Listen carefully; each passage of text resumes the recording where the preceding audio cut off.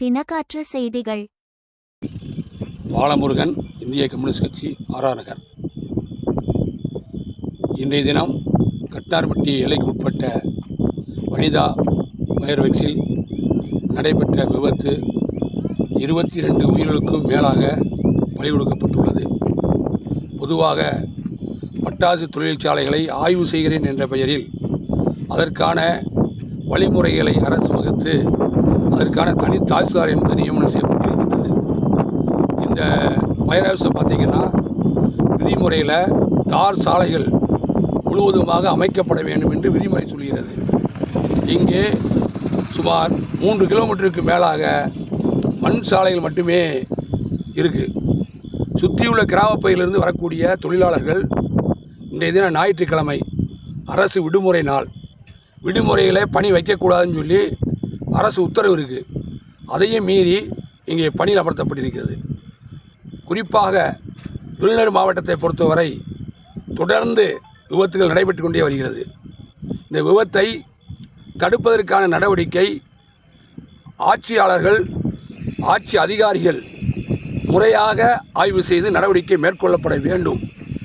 கடமையிலிருந்து தவறிய அரசு அதிகாரிகள் மீது துரிதமான நடவடிக்கை மேற்கொள்ள வேண்டும். ஏற்கனவே மாவட்ட ஆட்சியுடைய ஆய்வு செய்கிற போது என்னுடைய ஏஐடிசி பட்டாசு தொழிலாளர் சங்கம் ஒரு கோரிக்கையை முன்மொழிந்தோம். அந்த ஆய்வு கூட்டத்தில் தொழிற்சங்கத்தை சார்ந்தவர்களை இணைத்தால் மட்டும்தான் முறையான தீர்வு கிடைக்கும், தொழிலாளிக்கு நியாயமான அந்த வாழ்வாதாரத்தை உறுதிப்படுத்த முடியும் என்று கோரிக்கை வைத்தோம். அதையெல்லாம் மாவட்ட நிர்வாகம் செய்ய தவறியதனுடைய விளைவாக இன்றைய தினம் 22 உயிருக்கும் மேற்பட்ட உயிர்கள் பறிபோயிருக்கின்றது. இதற்கு முறையான விசாரணை நடத்தப்பட வேண்டும்.